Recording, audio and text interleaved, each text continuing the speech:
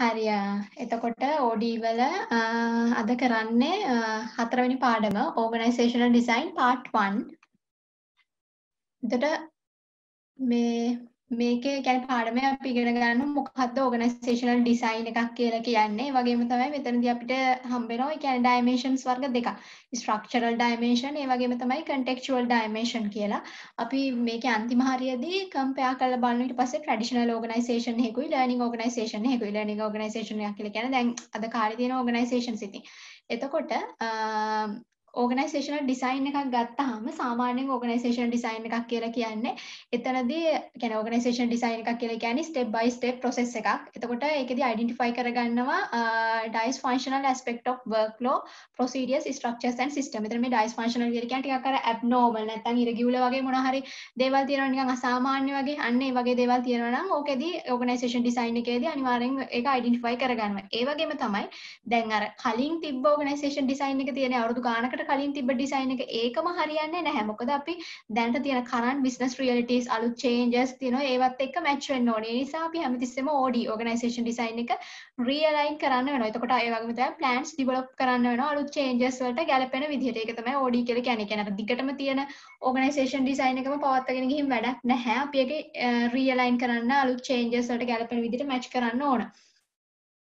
ඒ වගේම තමයි organization design එකක් mainly focus කරනවා part දෙකකට. ඒ තමයි technical aspect එකට. ඒ වගේම තමයි people side. ඕක තමයි OD වලදී focus කරන්නේ. කියන්නේ technical part එක දිහාත් බලනවා. ඊට අමතරව people side එක දිහාත් බලනවා.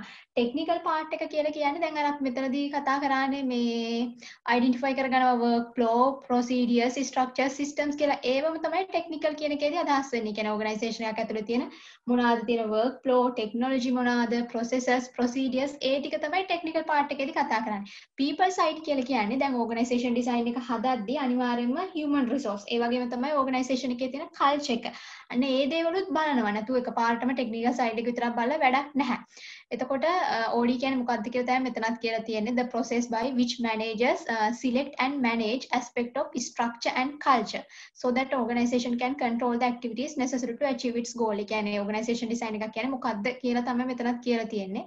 ඊට පස්සේ ඔන්න එනවා අපි කොහේ dimensions දෙකක් තියෙනවා කියලා. එකක් structural dimension අනිත් එක තමයි contextual dimension කියලා කියන්නේ. දැන් OD වලදී අපි ඉගෙන ගන්න ඕන මෙන්න මේ dimension දෙක structural dimensions ඒ වගේම තමයි contextual dimensions කියන එක. structural dimensions කියලා හැමතිස්සෙම කියන්නේ organization එකේ තියෙන internal characteristics නැති අපි කියනවා internal attributes කියලා. අපේ organization එක තව organization එකක් එක්ක compare කරන අපිට ඕන වෙන internal attributes නැත්නම් internal characteristics හැමතිස්සෙම organization එකට base එක නැත්නම් අපි කියන නිකන් මූලික පදනම වගේ සපයන්නේ මේ කියන්නේ structural dimension වලින් create a basis for measuring and comparing organization. මේක structural dimension කියන්නේ organization එකක් ඇතුළේ තියෙන internal characteristics නැත්නම් අපි කියන internal attributes ඒ වගේම මේක තමයි organization එකේ base එක. මූලික පදනම සපයන්නේ අනිවාර්යයෙන්ම structural dimension වලින්. එතකොට දැන් මේක structural dimensions තියෙනවානේ. අන්න ඒවට මොකක් හරි influence එකක් මොකක් හරි impact එකක් මොකක් හරි බලපෑමක් ඇති කරන්න පුළුවන් තව dimensions තියෙනවානේ.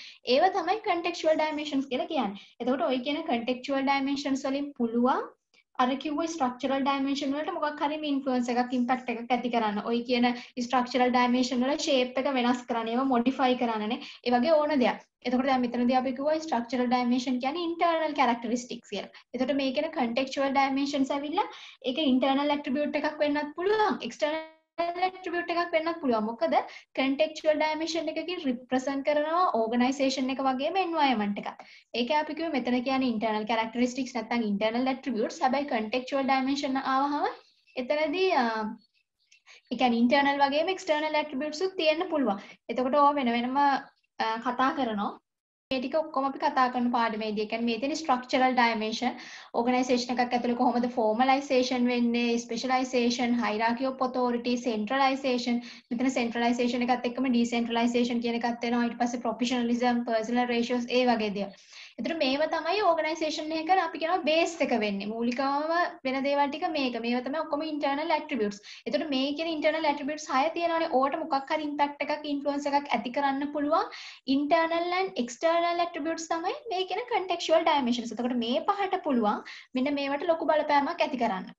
ඊට පස්සේ මෙන්න මෙතනක් තියෙන ඒ ටිකම තමයි මෙතන පෙන්නලා තියෙනවා contextual dimensions ටික වෙනම culture එක technology size goals and strategy environment මෙන්න මේ රවුම් පහෙන් කියන්නේ contextual dimensions ටික මේ තියෙන structural dimensions ටික මේ අපිට පේනවා එතකොට මේ කියන ඔක්කොම dimensions මේ කියන internal external හැම දෙයක්ම තියෙන්නේ organization එක ඇතුළේ within the organization එතකොට ඒ ටික තමයි මේ තියෙන structural dimension ටික ඊට පස්සේ මේ තියෙන්නේ contextual dimensions ටික අපි මුලින්ම කතා කරන්නේ structural dimension වල පළවෙනි එක ඇවිල්ලා formalization කියන්නේ අපි දැන් formalization කරනවා කියලා අදහස් කරන්නේ එතන කියනවා the degree to which jobs within the organization are standardized and the extent to which employee behavior is guided by rules and procedures. ඒ කියන්නේ දැන් organization එකක් ඇතුලේ the degree to which ඒ කියන්නේ කොච්චර දුරකට organization එකක් ඇතුලේ තියෙන job standardize කරලා තියෙනවද?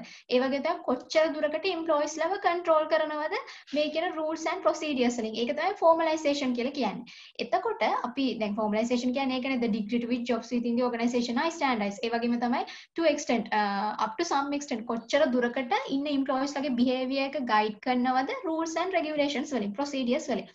අපිට ඔය කියන formalization කියන එක දකින්න පුළුවන් වෙන්නේ amount of written documentation in the organization එකක් ඇතුලේ කොච්චර written documents තියෙනවද අන්න ඒකෙන් තමයි අපි දකින්නේ සාමාන්‍යයෙන් කොච්චර මේ organization එක formalize වෙලාද කියලා.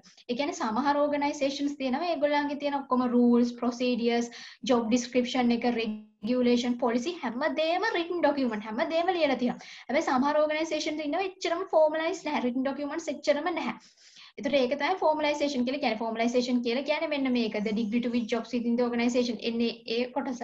එතකොට සාමාන්‍යයෙන් formalization කියන එක දකින්නේ කොච්චර written documents කොච්චර formal විදිහට මේගොල්ලෝ ඒගොල්ලන්ගේ මේ information තියාගෙන ඉන්නවද කියන එක. අපි ගමුකෝ එතකොට සමහර organizations ඉන්නවා highly formalized සමහරු ඉන්නවා low formalized. දැන් highly formalized organization එකක් කියන්නේ ඒගොල්ලෝ මෙන්න මේ කියන procedures job description regulation manuals හැමදේම written document විදිහට තියාගෙන යනවා. low formalized කියන්නේ එච්චර එහෙම documents නැහැ. එතකොට අපි ගත්තොත් highly formalized organization එකක් ගත්තාම එතනදී employees ලට එච්චරම power එකක් නැත්නම් එච්චරම authority එකක් දෙන්නේ නැහැ. ඒකයි මෙතන කියන්නේ little restrictions over what is to be done කියලා කියන්නේ. employees ලට එච්චර freedom එකක් නැහැ. ඒගොල්ලන්ට කැමති විදිහට වැඩ කරන්න බෑ. මොකද ඔක්කොම written document වල කියලා තියෙනවා මේ විදිහට වැඩ කරන්න ඕනේ කියලා. low formalization එකක් ගත්තාම එච්චර එහෙම නැහැ. ඒගොල්ලන්ට මේ ටිකක් අර freedom එක තියෙනවා. මේ තියෙන fewer constraints on how employees do their work. ඒ කියන්නේ අර employees ලට ගොඩක් බාධා නැහැ. ටිකක් අර ඒගොල්ලන්ට කැමති විදිහට වැඩ කරන්න පුළුවන්. එතකොට formalization කියන්නේ මෙන්න මේක. අපි formalization කියන එක organization එකක් ඇතුලේ දකින්නේ කොච්චර written document amount of written document. එතකොට formalization කොහොම අපි කිව්වා සමහරු ඉන්නවා high formalized organization සමහරු ඉන්නවා low formalized. එතකොට අර formalization එකත් එක්ක employees ලගේ තියෙන freedom එක නැත්නම් ඒගොල්ලන්ට කොච්චර වැඩ කරන්න පුළුවන්ද. මෙතන මේ discretion කියලා කියන්නේ සාමාන්‍යයෙන් employees ලට හම්බෙන power එක authority වගේ අදහස. ඒක තමයි formalization කියලා කියන්නේ. ඊට පස්සේ දෙවැනි එක ස්පෙෂලායිසේෂන් නැත්නම් ඩිවිෂන් ඔෆ් ලේබර් කියන එක අපි අර ඒ ලෙවල් කාලේ වගේ තෝ ඉගෙන ගන්න විශේෂීකරණය වගේ අන්නේ ඒක. ස්පෙෂලායිසේෂන් කියන එකේදී අදහස් වෙන්නේ ස්පෙෂලායිසේෂන් කියලා කියන්නේ අපිට දැන් තියෙනවානේ සාමාන්‍ය ඕගනයිසේෂන් එකක් ඇතුලේ work activities අපි ඒ work activities තව divide කරනවා බෙදනවා separate job task වලට. ඒ කියන්නේ අර තියෙන main activities ටික අපි තව පොඩි කොටස් වලට බෙදලා employees ලව ඒවට යොමු කරනවා. ඒ කියන්නේ අපි ඕගනයිසේෂන් එකේ තියෙන task එකක් ආපහු sub divide කරනවා separate job වලට. ඒක තමයි ස්පෙෂලායිසේෂන් කියලා කියන්නේ. තියෙන මොකක් හරි activity එකක් අපි special activities වලට තියෙන මොකක් හරි task එකක් අපි sub divide කරනවා. අන්න ඒක. එතකොට මෙතනදී කියලා තියෙනවා if specialization is extensive ඒ කියන්නේ specialization කියන එක ගොඩක් කරනවා නම් organization එක each employee perform a narrow range of jobs and vice versa. ඒ කියන්නේ දැන් අපි ගමුකෝ මොකක් හරි organization එකක් තියෙනවා ඒගොල්ලෝ ගොඩාක් specialization වල තියෙන විශේෂීකරණය ගොඩාක් කරනවා. එහෙම වුණොත් employee කෙනෙක් perform කරන්නේ හරියම narrow part එකක් narrow range එකක. ඒ කියන්නේ පටු පරාසයක තමයි ඒගොල්ලෝ වැඩ කරන්නේ. අපි දැන් garment එකක් ගත්තොත් garment එකේ specialization වලනේ තියෙන්නේ එක එක කියන්නේ තියෙනවා cutting තියෙනවා එතකොට packing තියෙනවා iron කරන ඒ section එක වෙනම තියෙනවා එතකොට දැන් iron කරන section එකේ ඉන්න employee ගත්තොත් එයා perform කරන්නේ narrow range එකක එයා කරන්නේ iron කරන එක විතරයි එතකොට පැකින් ගත්තොත් ඒකේ ඉන්න කට්ටිය කරන්නේ පැකින් ඒ වැඩේ විතරයි. ඒකයි කියන්නේ ඔහොම ගොඩක් ස්පෙෂලායිසේෂන් එක වෙද්දි එම්ප්ලොයි perform කරන narrow range එකක පොඩි පරාසයක යාට දෙන ජොබ් එක විතරයි එයා කරන්නේ. ඒ වගේම තමයි මුල්ම කාලේදී ඒගොල්ලෝ හිතුවා early proponents of work specialization believed ඒ කියන්නේ ඉස්සරම ඒගොල්ලෝ හිතුවා මෙහෙම අපි ස්පෙෂලායිසේෂන් කරොත් ඒකෙන් මාරම විදිහට ප්‍රොඩක්ටිවිටි එක වැඩි වේවි efficiency effectiveness වැඩි වේවි කියලා. මොකද දැන් යාලා හිතුවේ ජොබ් එකක් කාට හරි මේ ස්පෙෂලායිස් කරාම යා ඒකම දිගටම කරાવી. එතකොට ඒකෙන් ප්‍රොඩක්ටිවිටි එක වැඩි වෙයි කියලා. හැබැයි එහෙම හිතුවට ඒකම නෙමෙයි ඇත්ත. මොකද මිනිස්සෙක්ට එකම දේ කරගෙන යද්දි ගොඩක් වෙලාවට ඒක එපා වෙන්න පුළුවන්. ඒකෙන් යාට ස්ට්‍රෙස් එකක් ඇති වෙන්න පුළුවන්. ක්වොලිටි එක බාල වෙන්න පුළුවන් නේ. එයා සමහරවිට වැඩට එන්නේ නැතුව ඉන්න පුළුවන්. හයි ටර්න් ඕවර් එකක්. ඒ කියන්නේ ජොබ් එක අත්හැරලා දාලා යනවා. ඒක වෙන්න පුළුවන්. ඒ කියන්නේ අර ස්පෙෂලායිසේෂන් කියන එක එතකොට අර ගොඩාක්ම කරන්නත් බෑ. ගානට කරන්න ඕන එතකොට ඒක. ස්පෙෂලායිසේෂන් කියලා කියන්නේ තියෙන වර්ක් ඇක්ටිවිටි එකක් නැත්නම් මොකක් හරි ටාස්ක් එකක් අපි සෙපරේට් ජොබ් ටාස්ක් වලට නැත්නම් ඒක තව පොඩි පොඩි කොටස් වලට සබ් ඩිවයිඩ් කරන එක. එතකොට මේකදි වෙන්නේ එම්ප්ලොයි perform කරන්නේ narrow range එකක. සාමාන්‍යයෙන් අපි හිතුවට ස්පෙෂලායිසේෂන් එකේදී අනිවාර්යයෙන්ම ප්‍රොඩක්ටිවිටි එක වැඩි වෙනවා කියලා. එහෙම නැහැ. ඒකෙන් ටිකක් අර disadvantages වගේ තියෙන්න පුළුවන්. absenteeism, high turnover, employee job එකේ පා වෙන්න පුළුවන්, ස්ට්‍රෙස් ඇති වෙන්න පුළුවන්. ඇයි මනුස්සයා හැමදාම එකම දේනේ කරන්නේ. ඒකට ස්ට්‍රෙස් එකක් ඇති වෙන්න පුළුවන් ඒකේ. ඒකේ ස්පෙෂලායිසේෂන් දැන් අපි ෆෝමලයිසේෂන් කතා කරා. ඊට පස්සේ ස්පෙෂලායිසේෂන්. ඊට පස්සේ ඊළඟ පාර්ට් එක ඒක තමයි hierarchy of authority. hierarchy of authority කියන එක ඇතුලේ පොඩි පොඩි concept ගොඩක් තියෙනවා. අර අපි ඒ level කාර්ය කරගන්න යන කිරීමේ දාම යන කිරීමේ කීයතාවය අන්න ඒ වගේ ටික ඔක්කොම තියෙන මේක ඇතුලේ. hierarchy of authority කිව්වහම describe කරන්නේ who reports to whom and the span of control for each manager. කවුද කාටද වාර්තා කරන්න කියන එක තමයි describe කරන්නේ අනිවාර්යයෙන්ම. span of control කියන එකත් මෙතනදී තියෙනවා. එතකොට hierarchy එක අනිවාර්යයෙන්ම relate වෙනවා span of control කියන එකට. span of control කියලා අපි අදහස් කරන්නේ number of employees reporting to a supervisor. එක supervisor කෙනෙකුට කොච්චර ප්‍රමාණයක් employees ලා report කරනවද කියන එක. එතකොට දැන් අපි span of control කතා කරන්නේ hierarchy of authority කියලා කියන්නේ නම් who reports to whom කියන එක. ඒක යටතේම අපි කතා කරන්නේ span of control කියලා. ඒ කියන්නේ number of employees reporting to a supervisor. එතකොට අපි මේකේ span of control කියන එක සමහර වෙලාවට narrow වෙනවා. සමහර වෙලාවට ඒක wide වෙනවා. ඒ කියන්නේ අර පටු පුළුල් කියන අදහස. narrow and wide කියන එක ගත්තාම මෙතන කියනවා span of control කියන එක narrow නම් hierarchy එක tall to. හැබැයි span of control කියන එක wide නම් hierarchy එක short කියලා කියනවා. hierarchy of authority will be short කියලා. දැන් අපි මෙතන ගත්තොත් මෙතන අපිට පේනවා span of control. span of control කියන්නේ මොකක්ද? The number of employees who can be effectively and efficiently supervised by a manager. ඒ කියන්නේ මැනේජර් කෙනෙකුට හරියටම control කරන්න පුළුවන් employees ලා ප්‍රමාණය. නැත්නම් මෙතනත් කියලා තියෙන්නේ ඒකම තමයි ඉතින්. span of control කියන්නේ මොකක්ද කියලා number of employees reporting to a supervisor. ඒකට අපිට පේනවා මෙතන තියෙන්නේ narrow span of control. ඒ කියන්නේ මැනේජර්ගේ යටතේ ඉන්නේ සේවකයෝ දෙන්නෙක් වගේ. හැබැයි wide span කොහොම මෙතන ගොඩක් පිරිසක් ඉන්නවා. ඒක තමයි span of control කියලා කියන්නේ. ඊට පස්සේ මෙතන තියෙනවා chain of command කියන එක. chain of command එක කියන්නේ අනකිරීමේ දාමය වගේ එතනදී තියෙන ඉතින් ඒක ඇවිල්ලා පේනවා continuous line එකක්. දිගටම ඒක පවත්වාගෙන යනවා. ඉවර වෙලා නැහැ. දිගටම කරගෙන යනවා. The continuous line of authority that extend from upper level of organization to the lowest level of organization. එතනදී clarify කරන්නේ who reports to whom කියන එකම තමයි. හැබැයි අපිට පේනවා මෙතන upper level එකේ ඉඳන් lower level එකට continuous line එකක් තියෙනවානේ. ඒක තමයි එතන අර command එක ඒගොල්ලෝ අන කර කර එනවා. ඒක තමයි එතන කියලා තියෙන්නේ. chain of command කියන එක top to bottom තමයි එන්නේ. ඔය කියන අන කිරීමේ දාමය. ඒ කියන්නේ දැන් අපි ගත්තොත් CEO ට පුළුවන් මැනේජර්ස්ලා දෙන්නෙක්ට අන දෙන්න. ඊට පස්සේ මැනේජර් මේ එයාගේ යටතේ ඉන්න කට්ටියට මේ මැනේජර් එයාගේ යටතේ ඉන්න කට්ටියට අන්න එහෙම අන කර එනවා. ඊට පස්සේ authority එක. authority එකක් කියලා කියන්නේ සාමාන්‍යයෙන් authority එක ගත්තාම the right inherent in a managerial position to tell people what to do and expect them to do it. ඒ කියන්නේ අර authority එකක් තියෙනවා මොකක් හරි employees ට මොකක් හරි දෙයක් කියන්න, එයාගෙන් ඒ දේ expect කරන්න බලාපොරොත්තු වෙන ඒ වගේ authority එකක බලයක් ඒ වගේ කියන්නේ employees ලාට මොකක් හරි දෙයක් කියන්න what to do මොකද්ද කරන්න ඕන අපි ඔයාගෙන් employee කෙනෙක් විදිහට බලාපොරොත්තු වෙන්නේ මේ දේ අන්න ඒ වගේ එකක් තමයි authority කියලා කියන්නේ. එතකොට authority එකට part කියන්නේ දෙකක් තියෙනවා. line authority කියන එකයි staff authority එකයි. line authority එක කියන එකේ සාමාන්‍යයෙන් එන්නේ manager කෙනෙකුට එයාගේ hierarchy එකෙන් වෙනවා. manager ට authority එකක් තියෙනවා. එයාගේ යටතේ ඉන්න employees ලා පාලනය කරන්නේ. ඒගොල්ලන්ට දෙයක් කියන්නේ ඒ දේ ඒගොල්ලන්ගෙන් ගන්න. අන්න ඒ වගේ එකක් තමයි line authority කියලා කියන්නේ. authority that entitles manager to a direct the work of an employee ගේ hierarchy එකේ මෙයාට එන දේ. staff authority කියන එක ඇවිල්ලා සාමාන්‍යයෙන් අපි staff authority කියන එක නිකන් අර support service එකක් වගේ.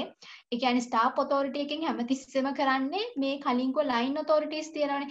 ඒගොල්ලන්ට support කරන එක, ඒගොල්ලන්ට assist කරන එක, සමහරලාට ඒගොල්ලන්ට advices ඕන වෙනවා. එතකොට ඒව දෙන එක. අන්න ඒක තමයි staff authority එකෙන් කරන්නේ. staff authority කොහම අපි ගත්තාම සමහර legal advices දෙනවා. ඊට පස්සේ audit ඒ දේවල් අයිති වෙන්නේ staff authority වලට. staff authority එකෙන් වෙන්නේ හැමතිස්සෙම line authority එකට මොකක් හරි support එකක්, මොකක් හරි help එකක් දෙන එක, advice එකක් දෙන එක ඒක. responsibility කියන්නේ ඉතින් දන්න වගකීමක්. එතකොට the obligation or expectation to perform. අපිට මොකක් හරි obligation එකක් දෙනවා. ඒගොල්ලෝ එකෙන් අපෙන් කියන්නේ අපි මේ job එක හරියට perform කරාවි කියලා ඒගොල්ලෝ expect කරනවා. ඒක තමයි responsibility එකක් කියලා කියන්නේ. දැන් අපි ගත්තොත් ෆයිනෑන්ෂියල් මැනේජර් කෙනෙක් රෙස්පොන්සිබල් වෙන්න පුළුවන් මොකක් හරි බජට් එකක් හදන්න නේ. අන්න ඒ වගේ. ඊට පස්සේ unity of command කියන එක. unity of command කියන එක ඇවිල්ලා one to one relationship එකක්. The management principle that each person should report to only one manager. කියන්නේ එක්කෙනෙක් එක employee කෙනෙක් එක manager කෙනෙක්ට විතරයි සාමාන්‍ය report කරන්න ඕනේ. ඒක තමයි unity of command කියලා කියන්නේ. හැබැයි ඔක practically වෙන්න බැරි දෙයක්. හැබැයි unity of command කියන්නේ අන්න ඒක. one to one relationship එක කියන්නේ management principle එක each person should report to only one manager. ඒක තමයි unity of command කියන්නේ. මේ ඔක්කොම ටික කිව්වේ මේ hierarchy of authority කියන එක යටතේ. මම කියන්නේ hierarchy of authority යටතේ ගොඩක් පොඩි parts තියෙනවා කියලා. span of control කියන එක කතා කරා. span of control කියන එකේ අපි කිව්වා narrow වෙන්න පුළුවන්, ඒක wide වෙන්න පුළුවන් කියලා නේ. ඒක proof එකම පෙන්නලා දෙනවා. ඊට පස්සේ අපි කතා කරා chain of command, ඒ කියන්නේ අනකිරීමේ දාමය. ඊට පස්සේ තව authority කියන්නේ මොකද්ද? responsibility එකක් කියන්නේ මොකද්ද? unity of command මොකද්ද? ඒ ටික. ඊට පස්සේ දැන් එතකොට තුනක් කතා කරා මේ formalization කියන එකයි specialization කියන එකයි hierarchy of authority කියන එකයි. එහෙනම් ඊට පස්සේ ඊළඟ එක හතරවෙනි එක දැන් අපි කතා කරා formalization කියන්නේ මොකක්ද, ඊට පස්සේ specialization කියන්නේ මොකක්ද, hierarchy of authority A part තුන කතා කරා. ඊට පස්සේ අපි කතා කරනවා centralization and decentralization කියන එක. ඒ කියන්නේ මධ්‍යගතකරණය සහ විමධ්‍යගතකරණය කියලා කියන්නේ ඒක. එතකොට centralization කියන එකේදී වෙන්නේ කියන්නේ සාමාන්‍ය centralization ද නැත්නම් decentralization කියන එකේදී අදහස වෙන්නේ refers to the hierarchical level that has authority to make a decision. මොකක් හරිම decision එකක් make කරද්දී මොකක් හරි තීරණයක් ගනිද්දී ඒ කියන authority එක බලය තියෙන්නේ කොහෙද? අන්න ඒක තමයි centralization ද decentralization ද කියලා කියන්නේ. එතකොට centralize කියන එකේදී අදහස් වෙන්නේ හැමතිස්සෙම decision making power එක තියාගෙන ඉන්නවා top level එකකින්. නැත්නම් අපි කියනවා top management එකෙන්. ඒගොල්ලෝ decision making power එක තියාගෙන හැමතිස්සෙම upper level එක තමයි ඒක ගැන concentrate කරන්නේ. lower level employees ලට ඒක දෙන්නේ නැහැ. decentralization කියන එකේදී වෙන්නේ මොකක්ද? අනිත් පැත්තේ එන decision making ability එක, decision making power එක ඒගොල්ලෝ delegate කරනවා, බෙදා හරිනවා lower level employees ලටත්. එතකොට the degree to which lower level employees provide input or actually make decision. ඒ කියන්නේ කොච්චර දුරකට ඒගොල්ලෝ decision making වලට involve වෙනවද කියන එක තමයි decentralize කරන්නේ. මධ්‍යගත කරන්නේ. නැත්නම් ඒගොල්ලන්ට power එක delegate කරනවා. එතකොට දැන් අපි ගත්තොත් centralization වලදී සාමාන්‍යයෙන් ඔක්කොම ටික decision ගන්න top management එකෙන්. ඒගොල්ලෝ ගාව authority ටික රඳවල තියාගන්නවා. decentralize කිව්වහම decision making power එක දැන් අරගොල්ලන්ට delegate කරනවානේ low level employees ලට. එතකොට හැමෝම එකතු වෙලා තමයි තීරණයක් ගන්න. එතකොට functional managers, operational level කට්ටිය, supervisors ලා ඊටත් පල්ලෙහා ඉන්න employees ලා මේ හැමෝම decision making වලට සම්බන්ධ වෙනවා decentralization වලදී. employee empowerment එක වෙන්නේ එතකොට කියන්නේ සාමාන්‍ය සේවකයෝ බල ගන්නවනේ. මොකද දැන් ඒගොල්ලන්ට බලය දෙනකොට තීරණයක් ගන්න. එතකොට ඒගොල්ලෝ නිකම් බල ගන්නවා. ඒක වෙන්නේ decentralization වලදී. employee empowerment giving employees more authority, power to make decision. ඒක තමයි employee empowerment කියන්නේ. දැන් decentralization වලදී තමයි මේකේ employee empowerment එක වෙන්නේ එතකොට. මොකද එතෙන්දී ඒගොල්ලන්ට බලය හම්බෙන්නේ තීරණයක් ගන්න. ඒක තමයි centralization and decentralization කියලා කියන්නේ. ඊට පස්සේ professionalism කියන එක. professionalism කියන එකේදී අපි දැන් අරකදී මේ decentralization වලට example එකක් කියලා තියෙනවා. decentralization කියන එකට example එකක් ගත්තොත් කියනවා දැන් සාමාන්‍යයෙන් organization එකේ finance department එකට විතරක් අලුතෙන් employees ව recruit කරගන්න ඕනලු. හරිද? එතකොට එයාට දැන් අර ඉන්න top management එක අපි හිතමුකෝ CEO වගේ කියලා CEO ගෙන්ම permission ගන්නකම් ඉන්න බෑ. එයාට පුළුවන් එයාගේ තියෙන power එක නැත්නම් එයාගේ තියෙන authority එක use කරලා ඒ decision එක ගන්න අලුතෙන් employees ව ගන්නවද නැද්ද කියන එක. එතකොට ඒක ඇවිල්ලා ටික decentralization වගේ. මොකද එතෙන්දී finance department එකේ කට්ටියට බලය දීලා තිබ්බේ නැත්නම් ඒගොල්ලන්ට ඒ තීරණේ ඒ වෙලාවේදී ගන්න බැරි වෙන්න තිබ්බා. ඒක තමයි decentralization කියලා කියන්නේ. ඊට පස්සේ ප්‍රොෆෙෂනලිසම් කියන එක. ප්‍රොෆෙෂනලිසම් ගත්තොත් ප්‍රොෆෙෂනලිසම් කියන එකේදී අපි මේන්ලි බේස්ඩ් වෙන කොටස් දෙකක් තියෙනවා. ඒ කියන්නේ කෙනෙක්ගේ ප්‍රොෆෙෂනලිසම් එක බලන්නේ එයාට කොච්චර ෆෝමල් এডুকেෂන් එකක් තියනවාද, ඒ වගේම තමයි කොච්චර ට්‍රේනින් එකක් තියනවාද කියලා. ওই සාධක දෙක තමයි කන්සිඩර් කරන්නේ. දැන් අපි ඔඩිට් ෆර්ම් එකක් ගත්තොත් ඒ ඔඩිට් ෆර්ම් එක ඇතුලේ එක එක এডুকেෂන් ලෙවල් කට්ටිය ඉන්නවා. කියන්නේ සමහර ඉන්නවා ඩිග්‍රී එක කම්ප්ලීට් කරපු කට්ටියට, සමහර ඉන්නවා ඩිග්‍රී එකත් කම්ප්ලීට් කරලා මොකක් හරි ඩබල් AT සීමාචාරක මොන හරි කරපු කට්ටිය, පාර්ට්ලි එකෙන් ක්වොලිෆයිඩ් වෙච්ච කට්ටිය, ඒ වගේම ලොකු වර්ක් එක්ස්පීරියන්ස් එකක් තියෙන කට්ටිය, ඒ වගේ ප්‍රොෆෙෂනලිසම් කියන එක තීරණය වෙද්දී හොඳ ෆෝමල් এডুকেෂන් එකක් එක්ක ට්‍රේනින් එකකුත් තියෙන්න ඕන. මේ තියෙන professionalism is considered high when employees require long period of training to hold jobs in the organization. ඒක තමයි professionalism කියලා කියන්නේ. සාමාන්‍යයෙන් එතකොට බලනවා කොච්චර කියන්නේ professionalism කියන එකේදී බලනවා යාට කොච්චර හොඳ formal education එකක් තියෙනවද, කොච්චර මෙයා වැඩ කරලා තියෙනවද, අන්න ඒ වගේ work experience එක අන්න ඒ වගේ දේවල්. දැන් අපි හොස්පිටල් එකක් ගත්තොත් හොස්පිටල් එකේ ඉන්න ડોක්ටර්ස් ලගේ තියෙන ක්වොලිෆිකේෂන් ඊට පස්සේ යුනිවර්සිටි ලෙක්චර් කෙනෙක් වුණාම යාට දැන් ගොඩාක් තියෙනවානේ ෆෝමල් এডুকেෂන් නේ මාස්ටර්ස් කරා කියනවා PhD අර ඒ වගේ ඒක තමයි ප්‍රොෆෙෂනලිසම් කියලා කියන්නේ. ප්‍රොෆෙෂනලිසම් වලදී බලන්නේ ෆෝමල් এডুকেෂන් කියන එක සහ ට්‍රේනින් කොච්චර ට්‍රේනින් එකක් තියෙනවද මෙයාට. ඊට පස්සේ තියෙනවා පර්සනල් රේෂියෝස්. පර්සනල් රේෂියෝස් ගත්තාම පර්සනල් රේෂියෝ කියන එකේදී මෙන්න මේකයි කතා කරන්නේ. අපේ දැන් ඕගනයිසේෂන් එකක් ඇතුලේ total number of employees සම්පූර්ණම employees ගාණක් තියෙනවනේ. ඒ employeesලා ප්‍රමාණයෙන් ඒ කියන්නේ දැන් ඔක්කොම employeesලා එකම දෙයක් කරන්නේ නැහැනේ. එක එක කට්ටිය කරන්නේ ඒ particular functions තියෙනවා. දැන් අපි ගත්තොත් example එකක් විදිහට ඕගනයිසේෂන් එක ඇතුලේ employeesලා සම්පූර්ණයෙන් 100ක් ඉන්නවා. හරි දැන් ওই 100න් 10 දෙනෙක් ඇඩ්මිනිස්ට්‍රේටිව් වැඩ කරන්න පුළුවන්. එතකොට 60ක්ම මැනුෆැක්චරින් නැත්නම් ඔපරේෂන් වල. ඊට පස්සේ 20ක් තව මොකක් හරි එක 20ක් නෙමෙයි මිනිස්සු 20ක්. එතකොට තව 10 දෙනෙක් විතරක් ප්‍රොෆෙෂනල් ස්ටාෆ් එකේ ඉන්න පුළුවන්. අර ඒ වගේ personal ratio කියලා කියන්නේ අන්න ඒකයි. refers to the deployment of people to various functions and department. ඉන්න ඔක්කොම employees ලගේ එක එක various functions වල ඒක නැත්නම් department වල ඉන්න ප්‍රමාණයක ratio එකක් විදිහට ඉදිරිපත් කරනවා. එතකොට measure කරන්නේ කොහොමද ඒක? මනින්නේ dividing the number of employees in a classification by the total number of organizational employees. ඒ කියන්නේ out of total how many in a particular function. දැන් අපිට කියන්න පුළුවන් දැන් මම කොහොමද 100ක් ඉන්නවා කියලා. 100න් 10 දෙනෙක් ඉන්නවා administrative department එකේ. 100න් 60ක් ඉන්නවා manufacturing department එකේ. අර ඒ වගේ ඉන්න total number of employees ඉන්න සම්පූර්ණ නැත්නම් සමස්ත ප්‍රමාණයෙන් ඒ particular function එකේ නැත්නම් ඒ department එකේ කොච්චර ඉන්නවද? ඒක තමයි personal ratio එකක් විදිහට ඉදිරිපත් කරන්නේ. දැන් මෙතන කියලා දෙනවා administrative ratio. ඒ කියන්නේ 100ක් ඉන්නවා නම් මම කියන්නේ 100න් 10යි කියලා administrative එකේ ඉන්නේ. අන්න ඒ වගේ. ඒතකොට professional staff ratio අපි කිව්වා ඔක්කොම 100ක් ඉන්නවා ප්‍රොෆෙෂනල් ස්ටාෆ් එකේ ඉන්නේ 10 දෙනෙක්. එතකොට 110. අර ඒ වගේ නිකන් රේෂියෝ එකක් හදන එක තමයි එතනදී වෙන්නේ. පර්සනල් රේෂියෝ කියන්නේ total number of employees ලගේ අපි මොකක් හරි එක එක functions නැත්නම් එක එක department වල කොච්චර employees ප්‍රමාණයක් ඉන්නවද? ඒක මනිනවා. ඒක තමයි පර්සනල් රේෂියෝ එකක් කියලා කියන්නේ. ඒ යටතේ තමයි administrative ratio, professional staff ratio ඒ වගේ එක එක දේවල් තියෙනවා. එතකොට ඒ දෙක තමයි අන්තිමේට කරේ ප්‍රොෆෙෂනලිසම් කියන එකයි පර්සනල් රේෂියෝ කියන එකයි. ඊට පස්සේ අපිට කතා කරන්න තියෙන්නේ contextual dimensions. දැන් අපි structural dimensions ටික එතකොට කතා කරා. structural dimensions අපි ගොනේ formalization, specialization, hierarchy of authority, centralization, professionalism, personal ratios. ওই හයම කතා කරා. ඊට පස්සේ තියෙන්නේ contextual dimensions වලට යන්න. දැන් තියෙන්නේ contextual dimensions ටික. contextual dimensions යටතේ තියෙනවා ඒත් පහක් වගේ තියෙනවා. මෙතන මුලින්ම කියලා තියෙනවා size එක. contextual dimension යටතේ size එක කියලා කියන්නේ organization එකේ තියෙන size එක. ඒතර organization size කිව්වහම නිකන් physically කොච්චර space එකක් තියෙනවද, කොච්චර building තියෙනවද, අර එහෙම අදහසක් නෙමෙයි තියෙන්නේ. හරිද? එතකොට අපිට organization එකක් ඇතුලේ size එක organization එක large organization එකක්ද නැත්නම් small organization එකක්ද කියලා හොයන්න පුළුවන්. නැත්නම් measure කරන්න පුළුවන් specific components කීපයක් තියෙනවා. plant or division කියන එක. එතකොට සාමාන්‍යයෙන් organisation එක size එක අපි හැමතිස්සෙම represent කරන්නේ ගොඩක් වෙලාවට number of people in the organization. ඒ කියන්නේ organisation එකක ඇතුළේ කොච්චර employees ලා ඉන්නවද? අපි කිව්වොත් ගොඩාක් employees ලා ඉන්නවා නම් අපි කියනවා ඒක large organization එකක් කියලා. හැබැයි චුට්ටයි නම් ඉන්නේ employees ලා. එතකොට අපි කියන්නේ small organization එකක් කියලා. අර size එක මනින්න පුළුවන් ක්‍රමයක් වගේ තමයි. එතකොට organisation එකේ ඉන්නේ employees ලා ප්‍රමාණය, number of people in the organization.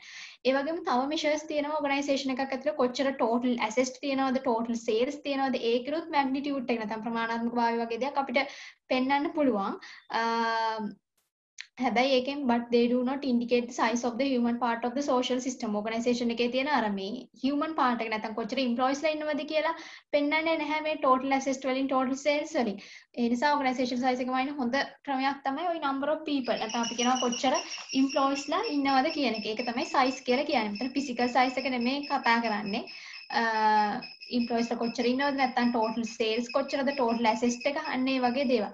ඊට පස්සේ මෙතන තියෙනවා organisation technology එක. දැන් අපිට තේරෙනවා organisation size එකෙන් පුළුවන් අනිවාර්යයෙන්ම අර කිව්ව කලින් කිව්ව structural dimensions වලට මොකක් හරි බලපෑමක් කරන්නනේ. ඊට පස්සේ දෙවෙනි සාධකය තමයි organizational technology. organizational technology කිව්වහම organisation එකේ ඒගොල්ලන්ගේ inputs ටික output බවට පත් කරන්න, convert කරන්න මොකක් හරිම use කරන tool එකක් නැත්නම් technique එකක් මොකක් හරිම action එකකට අපි කියනවා organizational technology කියලා. මෙතන technology කියන එකෙන් අදහස් කරන්නේ දැන් සමහර organisation ඉන්නවා labor intensive, සමහර ඒවා ඉන්නවා machine intensive, සමහර organizations ඉන්නවා ඒගොල්ලෝ robots ලා තමයි use කරන්නේ. තව artificial intelligence ඒ වගේ ඕනම technology එකක්. මේකෙන් මොකද්ද කරන්නේ? ඒගොල්ලෝ ඒගොල්ලන්ගේ inputs ටික output බවට පත් කරනවා නේ. ඒකට use කරන tools, techniques, actions හරි ඉස්සෙල්ලා කිව්වා වගේ machine intensive වෙන්න පුළුවන්, labor intensive වෙන්න පුළුවන්, robots ලා වෙන්න පුළුවන්, artificial intelligence එක වෙන්න පුළුවන්. ඔන්න ඕක තමයි organizational technology කියලා කියන්නේ. ඊට පස්සේ organization එකක තියෙන goal එකක් සහ strategy එකක්. එතකොට අපි මුලින්ම කරලා තියෙන්නේ goal එකක් කියන්නේ මොකද්ද, strategy එකක් කියන්නේ මොකද්ද කියලා කියන එක තමයි. සාමාන්‍යයෙන් goal එකක් කියලා කියන්නේ ultimate goal එක. එතකොට strategy එක කියලා කියන්නේ ඔය කියන goal එක achieve කරගන්න ඔයා use කරන process එක. නිකන් අපි normal example එකක් ගත්තොත් ඉතින් organizations පැත්තක තියලා අපි ගමු A level වලට ඔයාගේ තිබ්බ goal එක තමයි ඒ තුනක් ගන්න එක. ඒක තමයි ඔයාගේ තිබ්බ ultimate goal එක. එතකොට strategy කියලා කියන්නේ ඔයා ওই goal එක achieve කරගන්න use කරන දේවල් නේ. ඔයා follow කරන steps. ඔයා සමහරවිට පොත් කියවන්න නැති, internet එකෙන් බලන්න නැති නැත්නම් ඔයා individual class, group class නේ ඕන වගේ ගොඩක් methods ඔයා use කරන්න නැති. එතකොට ඒක තමයි strategy එකක් කියලා කියන්නේ. ඒ වගේ තමයි organization එකකට මොකක් හරි goal එකක් තියෙනවා. ඒ goal එක achieve කරගන්න ඒගොල්ලෝ use කරන processes ඒ strategy එක තමයි එතන කතා කරන්නේ. මේ තියෙන්නේ the purpose and the competitive technique that set it apart from other organizations. දැන් අනිත් organizations වලට වඩා ඔයගේ goal එක ඔය use කරන technique එක නැත්නම් strategy එක වෙනස් වෙන්න පුළුවන්. The scope of operation and the relationship with employees, customers and competitors. නේ එතකොට කියනවා goal එකක් ඇවිල්ලා written down as an enduring statement of company intent. කියනවා කම්පැනි එකට මේ කාර්යදී අනිවාර්යෙන් achieve කරගන්න ඕන මෙන්න මේ goal එක. ඒක ඒගොල්ලෝ කියලා තියෙනවා. strategy එක කියලා කියන්නේ ඒ goal එක achieve කරගනිද්දී ඒගොල්ලෝ use කරන plan of action. plan of action කියද්දී ඒ කියන්නේ ඒගොල්ලෝ use කරන strategy එක නැත්තම් method එක නෙවෙයි. එතකොට ඒගොල්ලෝ එතනදී describe කරලා තියෙනවා අපි කොහොමද තියෙන සම්පත් ටික තියෙන resources ටික allocate කරන්නේ. කොහොමද අපි මේ activities ටික කරන්නේ. කොහොමද department එකක් විතර මේගොල්ලෝ වැඩ කරන්නේ. ඒ වගේ ඔක්කොම plan එක ඔක්කොම ගන්න ඕන action ටික තමයි strategy එකක් කියලා කියන්නේ. The plan of action. goal එකක් හැමතිස්සෙම ultimate goal එකක්. ඒගොල්ලන්ට ළඟා කරගන්න ඕන දේ. ඒතර goal එකක් strategy එකක් කියලා කියන්නේ ඒක. දැන් size එක අපි දැක්කා සාමාන්‍ය physical size එක ගැන නෙමෙයි කතා කරන්නේ නේ. ගොඩක් වෙලාවට number of employees ලාගෙන් කියන්නේ technology එක අපි කිව්වා input output බවට convert කරන්න use කරන tools techniques කියලා. ඊට පස්සේ organization එකේ තියෙන goal එකක් strategy එකකට වඩා වෙනස්. දෙකේ වෙනස මොකක්ද? ඊට පස්සේ තියෙනවා organizational culture එක. culture එක කිව්වහම අර හැමදාම කියන culture එකම තමයි. ඒ කියන්නේ culture එකක් ඇතුලේ තියෙන්නේ ඒ organization එක ඇතුලේ තියෙන employees ලා ඒ කියන්නේ share කරගන්නවා තියෙන values, beliefs, understanding ඒගොල්ලන්ගේ තියෙන එක දේවල් කාලයක් තිස්සේ පවත්වාගෙන ආපු ඒ දේවල් ටික ඒගොල්ලෝ share කරගන්නවා. ඒක තමයි organizational culture එකක් කියලා කියන්නේ. සාමාන්‍යයෙන් මේ වගේ culture එකක් නැත්නම් මේ වගේ values වලින් ඒගොල්ලෝ බලාපොරොත්තු වෙන්නේ ඉන්න employees ලා හොඳ ethical behavior එකක් තියේවි. ඒ වගේම තමයි employees ලා හොඳ commitment එකක්. ඒගොල්ලන්ගේ best commitment එක හොඳ contribution එකක් දෙවි. හොඳට productivity එකක් තියේවි. ඒ වගේම effectiveness efficiency වැඩි වේවිනේ. ඒගොල්ලෝ හොඳට customers ලාත් එක්ක ගනුදෙනු කරાવી. customer service එක හොඳ වේවිනේ. අන්න ඒ වගේ අර හොඳ දේවල් ටිකක් තමයි culture එක ඇතුලෙන් ඒගොල්ලෝ බලාපොරොත්තු වෙන්නේ. culture එකක් හොඳට share කරලා. ඒ වගේම තමයි සාමාන්‍යයෙන් culture එක unwritten. culture එක ලියලා නැහැ සාමාන්‍යයෙන් අපේ තියෙන culture එක මේ වගේ කියලා ලියලා නැහැ. හැබැයි organisation එකක් ඇතුලේ තියෙන්නේ මොන වගේ culture එකක්ද කියලා අපිට observe කරන්න පුළුවන්. අපිට බලන්න පුළුවන්. ඒ organisation එක ගැන අපි අහලා තියෙන stories වලින්, ඒගොල්ලන්ගේ තියෙන slogan, ceremonies, ඒ වගේම dress code එක, office layout එක, office එක තියෙන විදිහත් එක්කනේ dress code අපි ගත්තොත් සාමාන්‍යයෙන් දැන් රජයේ බැංකුවක් වගේ ගත්තොත් ගොඩක් වෙලාවට ඒගොල්ලන්ගේ dress code එක සාරියම. හැබැයි private bank එකක් ගත්තොත් වෙනස් ඒගොල්ලන්ගේ dress code එක. අර ඒ වගේ දේවල් වලින් culture එක මොන වගේද කියලා අපිට දකින්න පුළුවන්. පුළුවන් ගොඩක් කරලා dress code එක හොඳ උදාහරණයක්. ඊට අමතරව දැන් culture එක unwritten. හැබැයි අපිට මේගොල්ලන්ගේ culture එක මේකයි කියලා බලා ගන්න පුළුවන් දේවල් ටිකක් තමයි ඔය කියන්නේ stories, slogan, ceremonies, dress, office layout ඒ වගේ දේවල් ටික. සාමාන්‍ය organisation culture එක දැන් අපේ organisation එකේ culture එක වෙන එකකට වඩා වෙනස් අනිවාර්යයෙන්. Organization culture is different from organization to organization. ඒක තමයි organizations culture කියලා කියන්නේ. ඊට පස්සේ තියෙනවා environment එක. environment ගත්තාම environment එක කියලා කියන්නේ දැන් organization එකෙන් පිට තියෙන ඔක්කොම elements include all elements outside the boundary of the organization. organization boundary එකෙන් පිටත outside තියෙන ඔක්කොම elements අපි කියනවා environment එක කියලා. ඒ කියන්නේ industry එක, government, customers ලා, suppliers ලා මේ හැමදේම environment එකට අදාළයි. ඒතර අපිට තේරෙනවා ඔය කියන environment එකේ ඉන්න ඕනම සාධකයක් industry, government, customer, supplier ඔය ඕනම කෙනෙකුට පුළුවන් organisation එකට ලොකු බලපෑමක් ඇති කරන්නේ නේ organisation එකට ලොකු influence එකක් කරන්න. එතකොට organisation එකට සිද්ධ වෙනවා environment එකට respond කරන්න. මොකද environment changes අනුව වෙනස් වෙන්න ඒ ටික. එතකොට ඒ කිව්වේ contextual dimensions ටික. contextual dimensions ටික තමයි එතන අපි කතා කරේ. contextual dimensions විදිහට පළවෙනියටම කතා කරා size එක. ඊට පස්සේ කිව්වා organisation technology එක. ඊට පස්සේ goals and strategy වෙනස වගේ කතා කරා. ඊට පස්සේ culture එක අපි කිව්වා unwritten. හැබැයි ඔයාලට culture එක observe කරන්න පුළුවන් stories, slogans වගේ දේවල් වලින් නේ culture කියලා කියන්නේ. අර හැමදාම කියන culture එකම තමයි beliefs, values, understanding, attitudes ඔය ටික share කරන එකම තමයි වෙන්නේ. ඊට පස්සේ environment කියන්නේ organisation boundary එකේ outside තියෙන හැමදේම පිටත තියෙන හැමදේම industry, government, customers, suppliers etc. ඕනම දෙයක් වෙන්න පුළුවන්. ඒ කියන්නේ ලොකු impact එකක් තියෙනවා. එතකොට structural dimensions පහක් තියෙනවා. ඒ පහ කතා කරා. structural නෙමෙයි contextual dimensions පහ. size එක, environment එක, technology එක ඒ වගේ පහක් කතා කරා. goals and strategy ඊට පස්සේ organizational culture, organizational technology, size environment ඔය පහ කතා කරා. ඔය පහේ මොකක් හරිම තේරුම් නැත්නම් size එක කියන්නේ මේකයි. දැන් organization එකක size එක කිව්වහම මෙතන අදහස් කරන්නේ physical size එක නෙමෙයි. කොච්චර buildings තියෙනවද නැත්නම් කොච්චර physical space එකක් තියෙනවද ඒක නෙමෙයි අදහස් කරන්නේ. mainly කියන්නේ මෙතන size එක කියලා අදහස් කරන්නේ කොච්චර employees ලා ප්‍රමාණයක් ඉන්නවද කියන එක. organization size එක අපිට magnitude කරන්න බලන්න number of people in the organization කොච්චර employees ලා ඉන්නවද. එතකොට අපි කියන ගොඩාක් employees ලා ඉන්නව නම් ඒක large organization එකක්. පොඩ්ඩයි නම් ඉන්නේ ඒක පොඩි small organization එකක්. ඊට අමතරව අපිට organization එකේ size එක measure කරන්න පුළුවන් organisation එක ඇතුළේ කොච්චර කියන්නේ total sales නැත්නම් total assets ඒ දේවල් වලින් කොච්චර වත්කම් තියෙනවද කොච්චර මුළු විකුණුම් තියෙනවද අන්න ඒ දේවල් වලුත් size එක කියන්න පුළුවන්. හැබැයි ඒ දැන් අපි total assets total sales වගේ දෙයක් use කරොත් ඒකෙන් indicate කරන්නේ නැහැ size of the human part of the social system. ඒ කියන්නේ organisation එක ඇතුළේ තියෙන human part එක. employees ලා කොච්චර ඉන්නවද කියලා පෙන්නන්නේ නැහැනේ total sales වලින් total assets වලින් නේ. ඒ නිසා size එක පෙන්නන හොඳම ක්‍රමය වගේ මෙතන අරන් තියෙන්නේ number of employee number of people in the organization. ඒ කියන්නේ ඉන්න employees ලා ප්‍රමාණයම තමයි. කියන්නේ අර මෙතන කියලා තියෙනවා can be measured for the organization as a whole or for specific components such as plant or division. ඒ කියන්නේ අර මෙතන අපිට size එක කියන දේ සම්පූර්ණ organisation එකේ size එක කියන්නත් පුළුවන්. නැත්නම් plant එකක size එක, division එකක size එක එහෙම කියන්නත් පුළුවන්. ඊට පස්සේ කියන්නේ organizational technology එක. මෙතන technology එක කියලා කියන්නේ දැන් ඕනම organisation එකක තියෙනවනේ inputs ටිකක් නේ. ඔය කියන්නේ inputs ටික output බවට පත් කරන්න, convert කරන්න organisation එක use කරන ඕනම tool එකක්, ඕනම technique එකක්. අන්න ඒක තමයි අපි technology කියලා කියන්නේ. එතකොට දැන් technology ගොඩක් තියෙනවා. හරිද? සමහර organisation ඉන්නවා ඒගොල්ලෝ use කරන්නේ labor intensive. laborers ලා තමයි use කරන්නේ. සමහර ඉන්නවා machine intensive. තව ඉන්නවා robots ලා use කරලත් input එක output කරන ඒ වගේ organisation ඉන්නවා. artificial intelligence. ඔය ඕනම දෙයක් technology වෙන්න පුළුවන්. ඒ කියන්නේ input output බවට convert කරන්න ඒගොල්ලෝ use කරන ඕනම technique එකක් ඕනම tool එකක් තමයි technology කියලා උතන අදහස් කරන්නේ. ඒතර එක එක organizations වල එක එක technologies තියෙනවා. මම කිව්වා වගේ labor intensive, machine intensive, artificial intelligence, robot ඒ වගේ ඕනම technology එකක් වෙන්න පුළුවන්. හරිද? අපි එතකොට දැන් ඔන්නේ structural dimension 6කුයි මොකක්ද contextual dimension 5කුයි කතා කරා.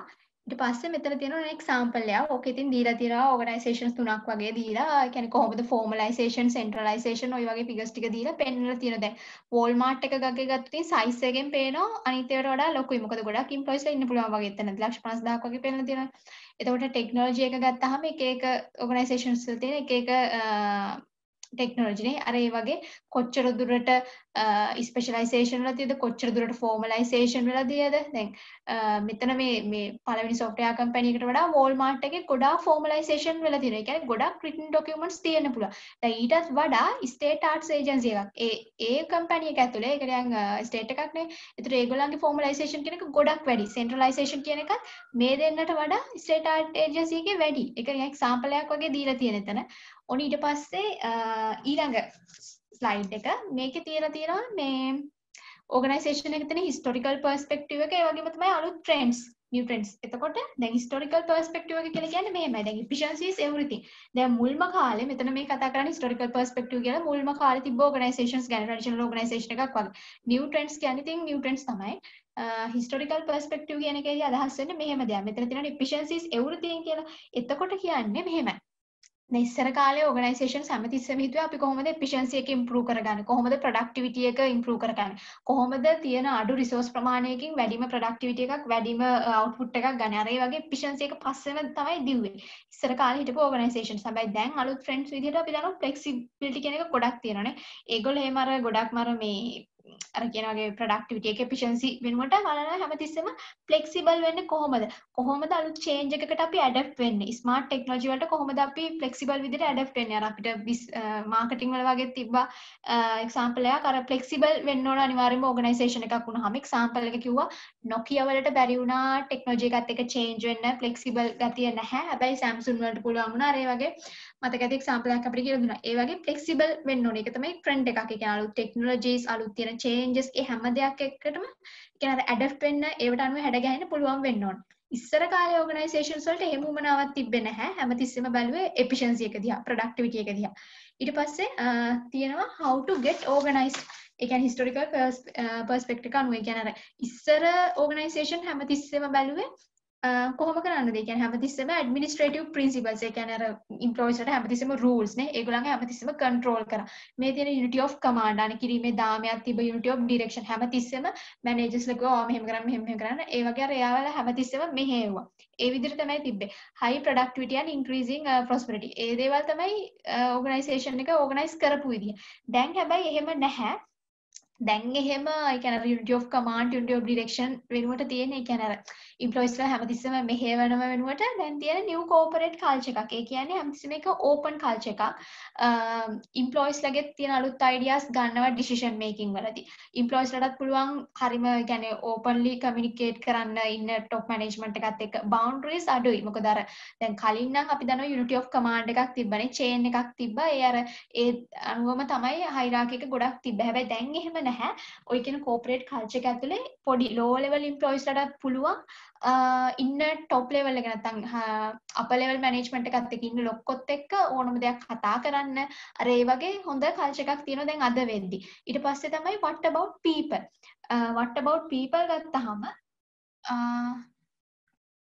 historical perspective එකේදී නැත්නම් ඉස්සර හිටපු organisation හිතුවේ මොකක් හරි කියන්නේ ටිකක් අර මේගොල්ලන්ව motivate කරන්න ඕනේ employees ලාට හොඳට treat කරන්න ඕනේ ඊට පස්සේ ඒගොල්ලන්ව motivate කරන්න ඕනේ එතකොට කොහොමද productivity එක increase කරන්න පුළුවන් අන්න එහෙම වගේ තමයි හිතුවේ හැබැයි ඒක තමයි ඒගොල්ලන්ගේ what about people කොහොමද employees ලා ගැන වගේ ඒගොල්ලෝ හිතුවේ කියන එක හැබැයි දැන් එහෙම නැහැ දැන් අලුත් trend එකක් විදිහට ගොඩාක් participative approach එකක් තියෙනවා participative approach කියන එකේදී වෙන්නේ එතනදී employees ලාට ඉඩ දෙනවා ඒ කියන්නේ එක එක different departments වල ඉන්න employees ලව එකතු කරගන්නවා decision making වලට.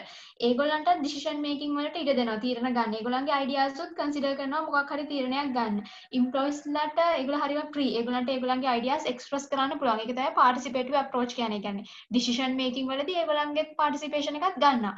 දැන් අපි බැංකුවක් ගත්තොත් බැංකුවේ frontline employees ලා ඉන්නවනේ. ඒගොල්ලෝ තමයි customers ලත් එක්ක ගොඩක්ම ගනුදෙනු කරන්නේ. ගොඩක් customers ලගේ තියෙන reaction හැමදේම දැනගන්නේ ඒගොල්ලෝ. හැබැයි දැන් board meeting එකක් වගේ ගනිද්දී ඔය කියන frontline employees ලා නැති වෙන්න පුළුවන් එතන.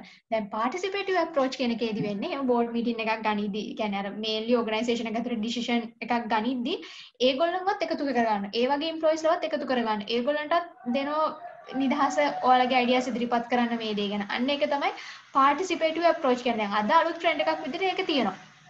ඊට පස්සේ මෙතන තියෙනවා can bureaucracies be flexible කියලා. ඒ කියන්නේ මෙහෙමයි දැන් flexible වෙද්දී අනිවාර්යයෙන්ම team එක experiment කරන්න ඕන. team එකක් විතර වැඩ කරන්න දීලා ඒක කොහොමද කියලා බලන්න. අර hierarchy එක flattened වෙනවා කියලා කියන්නේ අර කලින් කිව්ව තරම්ම tall hierarchy එකක් නැහැ. අර අපි ඉස්සෙල්ලා පෙන්නුවේ horizontal විදියට අන්න ඒක තමයි flattened hierarchy එකක් කියන්නේ. ඒ කියන්නේ අර ගොඩක් එක්කෙනෙක්ට ගොඩක් අයව control කරන්න පුළුවන් වගේ එකක්. and participative management approach දැන් තියෙන එකක් තමයි participative management approach. එතකොට ඊට පස්සේ දැන් ඔන්න අලුත් trends නේ අපි දැන් අලුත් trends වලට කතා කරා flexibility කියන එක, new corporate culture, ඊට පස්සේ participative approach, ඊට පස්සේ තියෙනවා rapid response to customers. දැන් customer කෙනෙක්ට හරියම ඉක්මනට response කරන්න ඕන නැත්නම් customer එකට කැමති නැහැ ගොඩාක් වෙලා යනවනම් response කරන්නනේ. ඒ නිසා ඒගොල්ලන්ව හරියම ඉක්මනට අපි organisation එකක් විදිහට ඒගොල්ලන්ව satisfy කරන්න ඕන ඉක්මනට. මොකද දැන් කස්ටමර් කෙනෙක් කෝල් එකක් දුන්නොත් ඕගනයිසේෂන් එකට කස්ටමර් කැමති නැහැනේ ගොඩක් වෙලා බලන් ඉන්න කවුරු හරි ආන්සර් ගන්න කන්නේ යාට ඕනේ ඉක්මනට රෙස්පොන්ස් එකක් ක්වික්ලි රෙස්පොන්ස් එකක් ඕන. ඒ වගේ ක්වොලිටි ප්‍රොඩක්ට් එකකුත් ඕන. දැන් අලුත් ට්‍රෙන්ඩ් එකක් විතර ඉස්සර නම් ඕගනයිසේෂන්ස් ටිකක් අර වැඩි ඕගනයිසේෂන් තිබ්බේ නැහැ, ලොකු තරගයක් තිබ්බේ නැහැ. ඒ නිසා කස්ටමර්ට සිද්ධ වුණා ගොඩක් වෙලා පෝලිම් වල ඉන්න ඒ ප්‍රොඩක්ට් එක දෙනකම් ඉන්නන්නේ ඒ වගේ. හැබැයි දැන් එහෙම නැහැ. ගොඩාක් ඕගනයිසේෂන් ගොඩක් තරගය තියෙනවා. ඒ වගේම තමයි කස්ටමර්ස්ලා හරීම නොලෙජ් එක ගැන ඒගොල්ලන්ට හොඳ දැනුවත්භාවයක් තියෙනවා. ඒ නිසා අනිවාර්යයෙන්ම ක්වොලිටි ප්‍රොඩක්ට්ස් ඕන. මොකද කස්ටමර් එයා ගෙවන ගානට හොඳ ක්වොලිටි ප්‍රොඩක්ට් එකක් බලාපොරොත්තු වෙනවා. ඒව තමයි අලුත් ට්‍රෙන්ඩ්ස්. ඒතර හිස්ටොරිකල් පර්ස්පෙක්ටිව් එකයි ඊට පස්සේ මේ කතා කරේ අලුත් ට්‍රෙන්ඩ්ස්. හරි ඊට පස්සේ ඔන්න දැන් efficient performance versus learning organization. ඒ කියන්නේ මෙහෙමයි අපි learning outcomes වල මෙන්න මේ part එක දැන් ඉවර කරා. ඒ කියන්නේ organizational design කියන්නේ මොකද්ද? එයාට තිබි structural dimension 6ක්, ඒ වගේම contextual dimension 5ක්. ඒ ටික කතා කරා. දැන් තමයි අපි මේ traditional organization එකක් කියන්නේ මොකද්ද? learning organization එකක් කියන්නේ මොකද්ද කියලා කතා කරන්නේ. එතකොට ඔක traditional ද learning ද කියලා බලද්දී මේක traditional organization එකක් වෙන්නේ කොහොමද? learning organization එකක් වෙන්නේ කොහොමද කියලා අපි බලන්නේ මෙන්න මේ elements ටිකෙන් organizational design වල තියෙන elements කීපයක්. structure එක, task එක, system, strategy, culture. ඔන්න ওই 6 අනුව ඔන්න ওই 5 අනුව තමයි අපි කියන්නේ මේක traditional organization එකක්ද නැත්නම් මේක learning organization එකක්ද කියලා.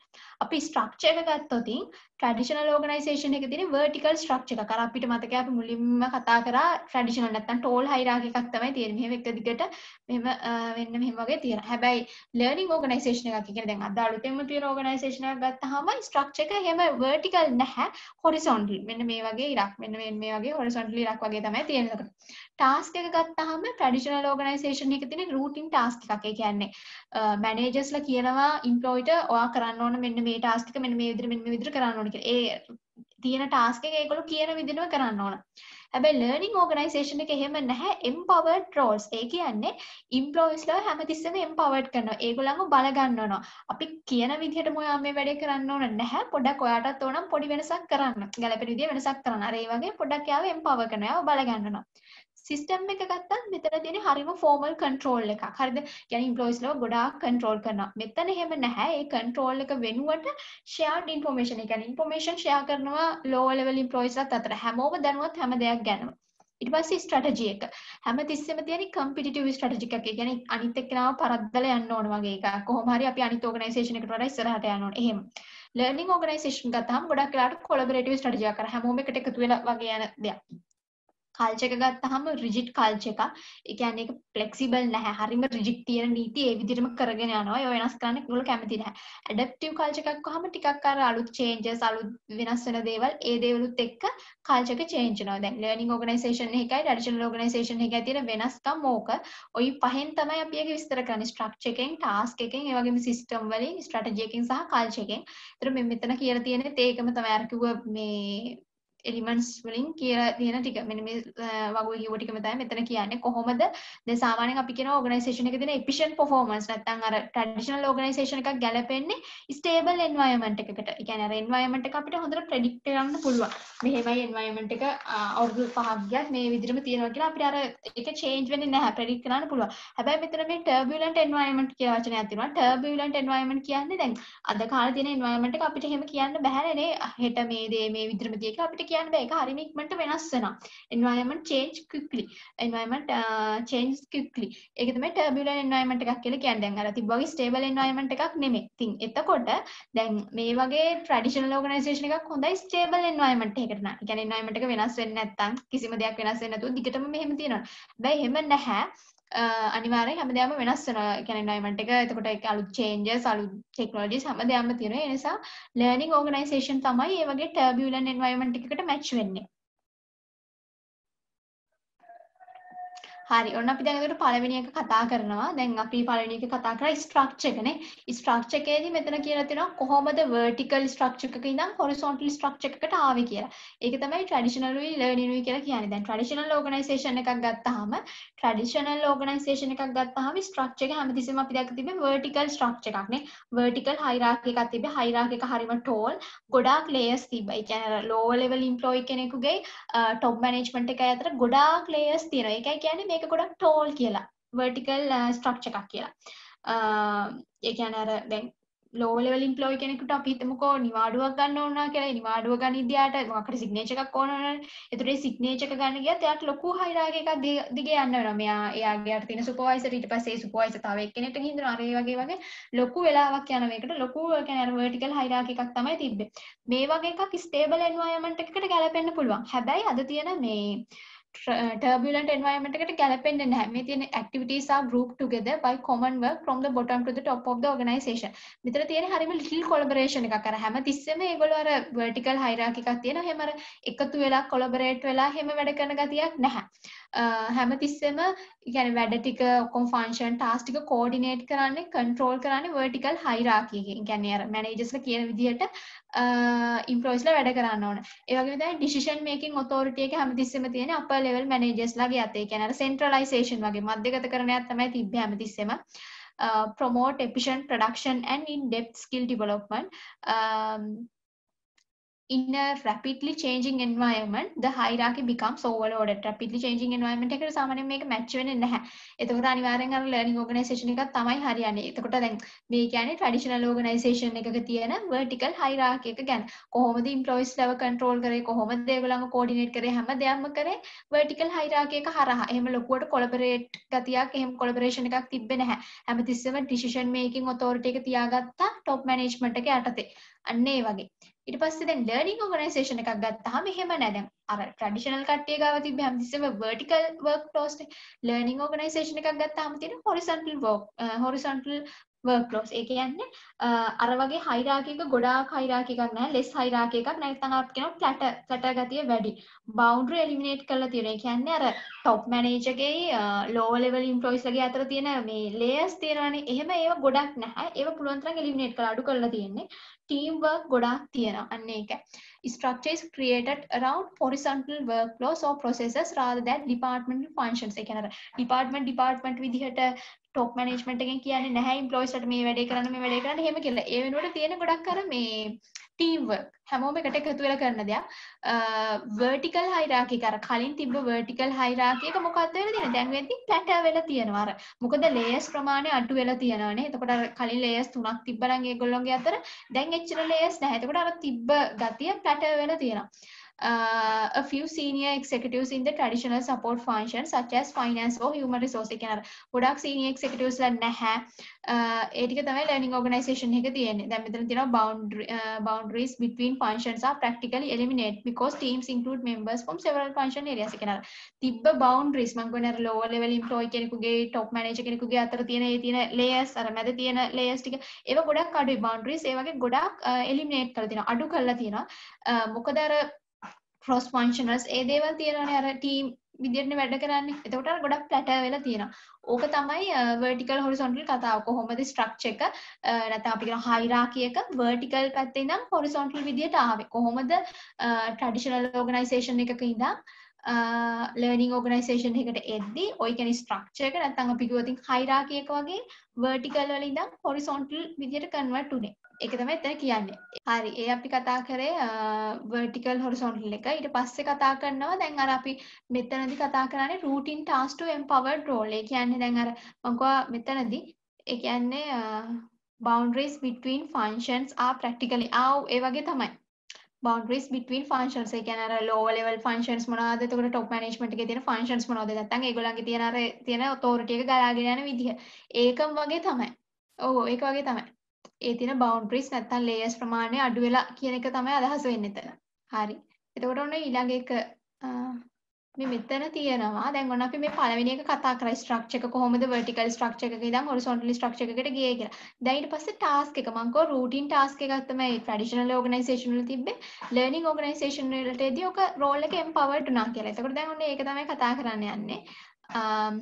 දැන් traditional organization එක අපි කොහොමද තිබ්බේ routine task එකක්. මොකද්ද මේ routine task එකක් කියලා කියන්නේ? සාමාන්‍යයෙන් task එකක් කියලා කියන්නේ narrowly defined piece of work assigned to a person. ඒ කියන්නේ කවුරු හරි person කෙනෙකුට assign කරන, යාට නියම කරන වැඩ කොටසක්. ඒක තමයි task එකක් කියන්නේ. ඒක narrowly define කරනවා. ඒ කියන්නේ අර පටු විදියට තමයි define කරන්නේ. මොකද දැන් organisation එකක් ඇතුලේ ඔයා නිකන් මොකක් හරි manufacturing department එකේ ඉන්න lower level employee කෙනෙක් නම් ඔයාගේ තියෙන task එක මොකද්ද? ඔයාට තියෙන හරි පොඩි වැඩ කොටසක්. ඒක තමයි narrowly define කරනවා කියලා කියන්නේ. එතකොට task are broken down into specialized separate part as in the machine. අර කියන්නේ task එකක් ගත්තාම ඒක අර පොඩි පොඩි කොටස් වලට කඩලා ඔයාලට කරන්න තියෙන මේ දේ කියලා ඒගොල්ලෝ කියනවා. එතකොට දැන් traditional organization එකක් ගැන කතා කරනනේ ඒගොල්ලෝ කියනවා task එක මේක ඔයා employee කෙනෙක් ඔයාලට කරන්න තියෙන task එක මේකයි එහෙම කියලා ඒගොල්ලෝ ඔයාගේ තියෙන task එක specialize කරලා පෙන්නනවා. Knowledge and control of tasks are centralized at the top of the organization and employees are expected to do as they are told. ඒ කියන්නේ මෙහෙම. දැන් අර knowledge එක control ඒ හැම දෙයක්ම තියාගන්නේ කවුද? top level එකේ. නැත්නම් upper level managers ලා. ඒගොල්ලෝ කියනවා ඔයාගේ task එක මේක ඔයා මෙන්න මේ විදිහට perform කරන්න. මෙන්න මේ වැඩේ කරන්න.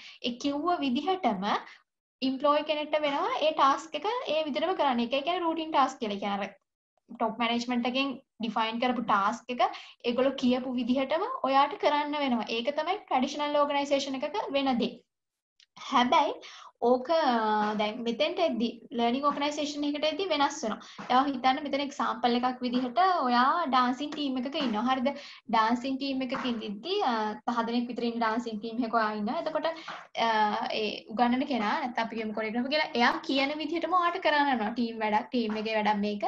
එයා කියන විදිහටම දැන් ඔයාගේ task එක ඇවිල්ලා නැටුමේ මේ කොටස නම් ඔයා ඒ විදිහටම කරන්න. ඔයාට ඒක වෙනස් කරන්න බෑ. අන්න ඒ වගේ එකක් තමයි traditional organization එකත් වෙන්නේ. ඔයාට වෙනසක් කරන්න බෑ. ඒ top management එකෙන් කියන දේ ඒ විදිහටම කරන්න වෙනවා. ඒක තමයි task එකක් කියලා කියන්නේ. ඊට පස්සේ අපි කතා කරනවා role එකක් කියන්නේ මොකක්ද කියලා. දැන් task එකක් ගැන කතා කරන්නේ traditional organization එක. දැන් අපි role එකක් ගැන කතා කරනවා. ඒ කියන්නේ routine task එකක ඉඳන් empowered role එකකට අවිත් වෙනවා learning organization එකකදී. මෙතන role එකක් කියලා කියන්නේ part in a dynamic social system. ඒ කියන්නේ role එකක් ඇවිල්ලා part එකක් වගේම task එකක් වගේ නෙවෙයි. දැන් මම කෝ task එකක් ගත්තාම ඒ කියන්නේ top management එකෙන් ඔක්කොම task එක මේකයි මෙන්න මේ විදිහට වෙන්න ඕන ඔක්කොම ටික define කරලා employee කියනවා ඔයා මේ විදිහට කරන්න කියලා. එතකොට එයාට ඒක ඒ විදිහටම කරන්න ඕන. හැබැයි role එකක් එහෙම නෙමෙයි. ඒක ටිකක් empowered කරලා තියෙන. ඒ කියන්නේ employee විදිහට ඔයාට පුළුවන් ඔයාට පොඩ්ඩක් කැමති දෙයක් ඒකට add කරන්න. දැන් example එකක් විදිහට අපි ගත්තොත් මොකක් හරි drama එකක ඔයාට drama එකක මොකක් හරි role එකක් දෙද්දි ඔයාට ඒ role එක play කරද්දි ඔයාටත් පුළුවන් ඔයාට පොඩ්ඩක් කැමති විදිහට ඒක පොඩ්ඩක් ඇඩ්ජස්ට් කරන්න නේ. ඔයාට කැමති විදිහට පොඩ්ඩක් එකට දෙයක් ඇඩ් කරන්න. ඒ වගේ අර ඔයාටත් පොඩි රෙස්පොන්සිබිලිටි එකක් ඔයාටත් පොඩි පවර් එකක් තියෙනවා ඒ සම්බන්ධයෙන්. අර ඒ වගේ එකක්ම තමයි මෙතන රෝල් එක කියලාත් කියන්නේ. ඉම්ප්ලොයිට මොකක් හරි වැඩක් කරන්න දෙද්දි එයාටත් පොඩි පවර් එකක්, එයාටත් පොඩි රෙස්පොන්සිබිලිටි එකක් තියෙනවා. කියන්නේ අර ඉම්ප්ලොයිට පුළුවන් එයාගේ මොකක් හරි තියෙන ඇබිලිටි එකක්, එයාගේ තියෙන දෙයක් ඇඩ් කරලා ඒ වැඩේ කරන්න. ඒක තමයි allowing the person to use his or her discretion and ability to achieve an outcome or meet a goal. මෙතන discretion කියලා කියන්නේ එයාගේ තියෙන power එක, එයාගේ තියෙන authority එක වගේම තමයි. employee කෙනෙක් role එකක් play කරන්න පුළුවන් team එකක් ඇතුලේ නැත්නම් department එකක් ඇතුලේනේ.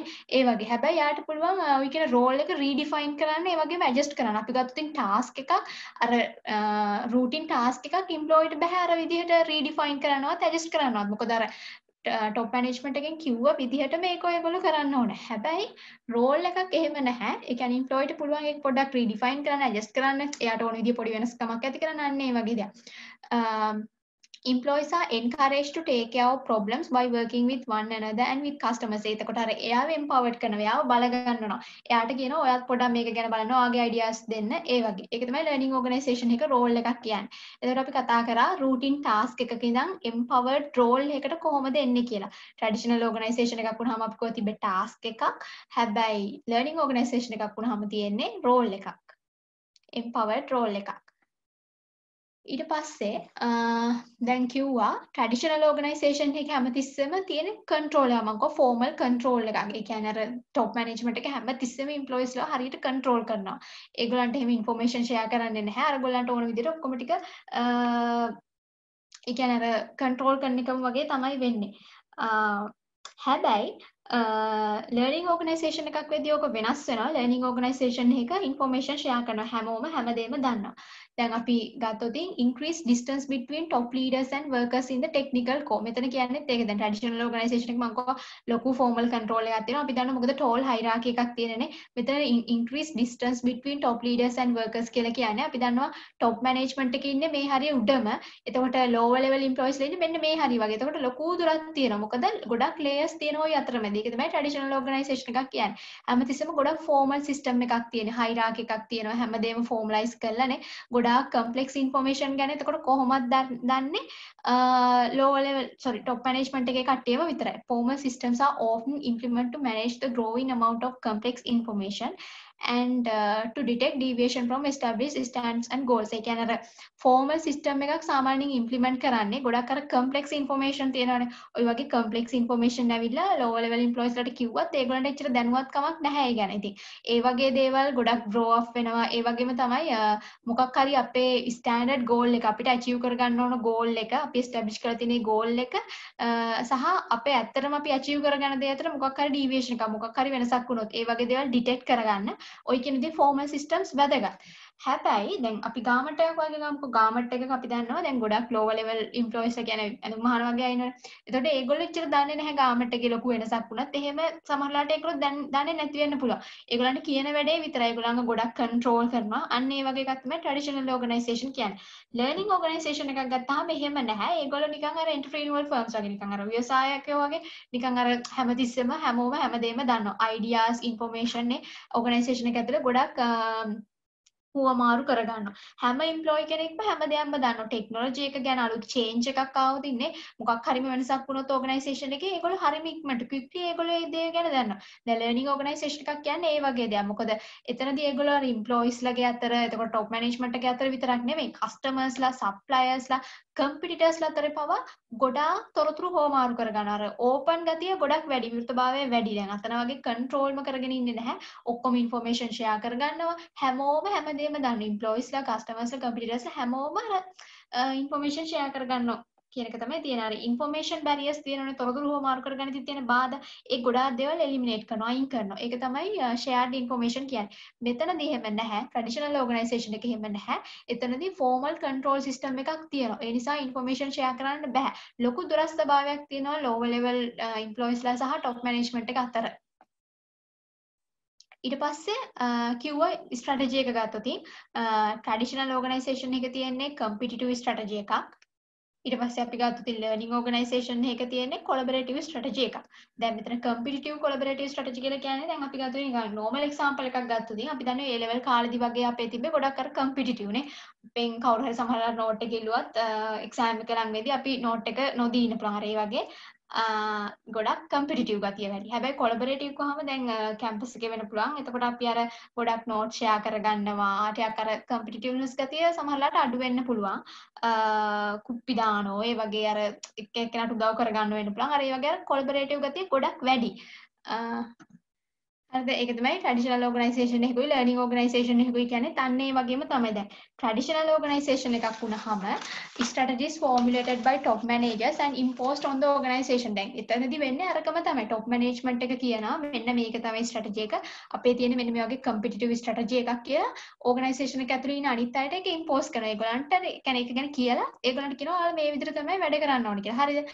එතකොට top executives ඒ කියන්නේ top managers ලා හැමතිස්සෙම හිතනවා අපේ organization ඕගනයිසේෂන් එක තමයි බෙස්ට් වෙන්න ඕන. අපිට මේ වගේ ලොකු කම්පිටිෂන් එකක් තියෙනවා. අපි ඒකට හොඳට රෙස්පොන්ස් කරන්න ඕන. තියෙන රිසෝසස් ටික හොඳට ඉෆෙක්ටිව්ලි යූස් කරන්න ඕන. එන්වයරන්මන්ට් චේන්ජස් එක කෝප් වෙන්න ඕන. නැත්නම් මැච් වෙන්න ඕන. අර ඒ වගේ හැමතිස්සෙම අර කම්පිටිටිව් විදිහට තරඟකාරීත්වයෙන් වගේ තමයි හිතන්නේ. හැමතිස්සෙම කම්පිටිෂන් එක බේස්ඩ් කරගත්තු ස්ට්‍රැටජි එකක් තමයි යූස් කරන්නේ. අනිත් අයත් එක්ක කම්පීට් කරන්න ඕන. හරිද? එතකොට ලර්නින් ඕගනයිසේෂන් එකක් ගත්තාම ලර්නින් ඕගනයිසේෂන් එක එහෙම නැහැ. එතනදී අර කිව්වා වගේ informed and empowered workforce contributive strategy development. දැන් මෙතනදී අපි කිව්වා මේගොල්ලෝ ඇවිල්ලා ස්ට්‍රැටජි එක ඩිවෙලොප් කරනවානේ. ට්‍රැඩිෂනල් ඕගනයිසේෂන් එකක් වුණාම ස්ට්‍රැටජි එක ඩිවෙලොප් කරනවා. ඊට පස්සේ ඒක ඉම්පෝස් කරනවා කියලා. කියන්නේ අනිත් අයට කියනවා ඕගොල්ලෝ මෙහෙම තමයි කරන්න ඕනේ, මෙහෙම තමයි කරන්න ඕනේ කියලා. ඒක අර ඒගොල්ලන්ට ඉම්පෝස් කරනවා. බල කරනවා වගේ. මෙතනදී එහෙම නෑ. ලර්නින් ඕගනයිසේෂන් එක හැම දෙයක්ම ඉන්ෆෝම් කරනවා, දැනුවත් කරනවා. එතකොට එම්ප්ලොයිස්ලා වුණත් එම්පවර්ඩ් කරනවා, බල ගන්නවනවා. එතනින් ඒ දේ කරන එකෙන් ඒගොල්ලන්ගේ මේ කමිට්මන්ට් එක ඒගොල්ලන්ගේ තියෙන يعني එම්ප්ලොයිස්ලාගේ තියෙන කන්ට්‍රිබියුට් එක හොඳටම ගන්න පුළුවන්. අර ඒ වගේ ස්ට්‍රැටජි එකක් තමයි ඩෙවලොප් කරන්නේ. එතකොට all employees are in touch with customers, suppliers and new technology. They help identify needs and solution and participate in strategy making. දැන් මෙතනදී මම කියනවා හැමෝම එකට එකතු වෙනවා කියලා. මොකද හැමෝම ඉන්ෆර්මේෂන් ෂෙයා කරනවා. කස්ටමර්ස්ලා ගැන, කම්පිටිටර්ස්ලා ගැන, සප්ලයර්ස්ලා ගැන, ටෙක්නොලොජි එක ගැන හැමෝම හැමදේම දන්නවා. ඒ නිසා හරියම පාටිසිපේටිව්. අර හැමෝම එකට එකතු වෙලා තමයි ස්ට්‍රැටජි එක උනත් හදන්නේ. අර වගේ දැන් টොප් මැනේජ්මන්ට් එක හදලා ඒගොල්ලෝ ඉම්පෝස් කරනකම් බලන් ඉන්නේ නැහැ. හැමෝම ස්ට්‍රැටජි එකේ කොලැබොරේටිව් ගතිය වැඩි. හැමෝම එකට එකතු වෙන ගතිය වැඩි. මෙතනදී මේ ඩිසිෂන් මේකින් වලදී හැමෝම කොලැබොරේට් වෙනවා. දැන් කිව්වාගේ කස්ටමර්ස්ලා, නන් ප්‍රොෆිට් කට්ටිය, බිස්නස්, ගවර්න්මන්ට්, ඇකඩමික් ඕගනයිසේෂන් මේ හැමෝම ඩිසිෂන් මේකින් වලදී ඉන්වෝල්ව් වෙනවා. ඒක තමයි කොලැබොරේටිව් ස්ට්‍රැටජි එකක් කියන්නේ. හැමෝම එකට එකතු වෙන ගතිය වැඩි. ඊට පස්සේ ඒක තමයි competitive and collaborative strategy කිව්වේ. traditional organization එකක් වුණාම competitive. එතකොට learning organization එකක් වුණාම collaborative. ඊට පස්සේ rigid to adaptive culture. rigid කියලා කියන්නේ අපි දන්නවා ගොඩක් අර strict ගතිය, තද ගතිය වැඩි. traditional organization එකක් වුණාම හැමතිස්සෙම fixed corporate culture එකක් තියෙන. ඒගොල්ලෝ ඒගොල්ලන්ගේ culture එක වෙනස් කරගන්නේ නැහැ. හැබැයි මේ වගේ culture එක fixed corporate culture එකක්. ඒගොල්ලෝ ඒගොල්ලන්ගේ culture එක change කරගන්නේ නැති එක හරියන්න පුළුවන් stable environment එකකට. හරිද? මොකද ඒ environment එක වෙනස් වෙන්නේ නැහැ. අද තියෙන environment එකම තමයි අද අවුරුදු දෙක තුනක් ගියත් තියෙන්නේ. ඒතර ඒ වගේ environment එකකට මේ වගේ stable environment එකකට මේ වගේ fixed corporate culture එකක් match වෙන්න පුළුවන්. හැබැයි දැන් අපි වගේ turbulent environment එකක් නැත්නම් හැම දෙයක්ම change වෙනවානේ. ඉතින් එතකොට ওই වගේ fixed corporate culture එකක් match වෙන්නේ නැහැ. දැන් අපි ඉස්සරම ගත්තොතින් බැංකුව ගත්තොතින් ගොඩක්ම කලින් කාලේ ගත්තොතින් දැන් බැංකුව වල හිටිය ගොඩක් අර ඉගෙන ගත්තු වගේ posh people. එතකොට ඒ කියන්නේ කස්ටමර්ස්ලට සිද්ධ වුණා ওই බැංකුව වල වැඩ කරපු අයට ටිකක් අර ගරු කරන්න වගේ ටිකක්. මොකද ඒගොල්ලෝ ගොඩක් educated කට්ටිය වගේනේ. කස්ටමර්ස්ලට සිද්ධ වුණා ගොඩක් වෙලා අර පොලිම් වල බලාගෙන ඉන්න. දැන් ඒක තමයි ඉස්සර නිකන් තිබ්බ culture එක වගේ. දැන් හැබැයි අද ගත්තොතින් එහෙම නැහැ. කස්ටමර්ස්ලා ගොඩක් වෙලා බලන් ඉන්නෙත් නැහැ. හැමතිස්සෙම කස්ටමර්ට තමයි මුල් තැන දෙන්නේ. එම්ප්ලොයිස්ලා නැත්තම් බැංකුව වල ඉන්න අය කියලා හැම ලොකු මේ ගරු කිරීමක් එහෙම නැහැ. හැමතිස්සෙම කස්ටමර්ට තමයි තැන දෙන්නේ. ඒ කියන්නේ අර කල්චර් එක චේන්ජ් වෙච්ච විදිහ වගේ. එතකොට ලර්නින් ඕගනයිසේෂන් එකක් ගත්තාම එහෙම නැහැ. Culture encourage openness equality continuous improvement and change. ඒ කියන්නේ මෙතනදී තියෙන්නේ ලර්නින් ඕගනයිසේෂන් එකක් වුණාම තියෙන්නේ අර ඇඩැප්ටිව් කල්චර් එකක්. අර රිජිඩ් කල්චර් එකක් නෙමෙයි. හරිම ඕපන් ගතිය වැඩි. දැන් ඉන්න එම්ප්ලොයිස්ලා දැන් ඉස්සරම කල්චර් එක ගත්තාම කෑම කෑව වෙන වෙනම වෙන්න පුළුවන්. টොප් මැනේජ්මන්ට් එක කන්නේ වෙනම, ලෝවර් ලෙවල් එම්ප්ලොයිස්ලා කන්නේ වෙනම. ටිකක් අර ඒ වගේ ටිකක් අර පොඩි දුරස්ත ගතිය මොනවා හරි තියෙන්න පුළුවන්. හැබැයි දැන් එහෙම නැහැ. හරිම ඕපන්. අර ඉක්වලිටි එක සමානාත්මතාවය ඒ දේවල් වැඩි. චේන්ජ් එක. අන්න ඒ දේවල්. එතකොට සම්පූර්ණම සිස්ටම් එක ඇතුලේ මෙතන තියෙනවා boundaries minimize කරලා තියෙනවා කියලානේ. එතකොට people in the organization are aware of the whole system. සම්පූර්ණම සිස්ටම් එක ගැන හැමෝම දන්නවා. අර lower level employee කෙනෙක් පවා දන්නවා අලුත්ම දේවල් ගැන. කොහොමද හැම දෙයක්ම fit වෙන්නේ? කොහොමද organization එකේ තියෙන various parts ඒ වගේ හැම දෙයක්ම හැමෝම දන්නවා. Elimination of activities and symbols that create status differences. මේ කියන්නේ අර දැන් අර ඉන්න employees අතර වෙන්න පුළුවන් නැත්නම් top management එකේ lower level employees අතර වෙන්න පුළුවන් මොකක් හරිම difference එකක් මොකක් හරිම නිකන් අර බාධා තියෙනවනේ අර සමානාත්මතාවය නැති කරන වගේ දේවල් ඒව පුළුවන් තරම් eliminate කරලා තිනවා culture එක ඇතුලේ දැන් learning organization එකක් ගත්තොත් ඉතින් culture එක ඇතුලේ අර equality කියන එක සමානාත්මතාවය එතකොට අර විවෘතභාවය අනේ ඒ වගේ දේවල් ගොඩක් වැඩි දැන් ඉස්සරම සර් බොස් එහෙම කියලා ගොඩක් ගරු කරලා එහෙම කතා කරන්න පුළුවන් දැන් හැබැයි එහෙම නැහැ හැමෝම ඇවිල්ලා කියන්නේ සමහරලාට වගේ බොස්ට ඔයා ෆස්ට් නේම් එකෙන් කතා කරන්න පුළුවන්. ඒ වගේ දේවල් තමයි අද ලර්නින් ඕගනයිසේෂන් එකක් වුණාම තියෙන්නේ. එතකොට ඒක තමයි තියෙන්නේ.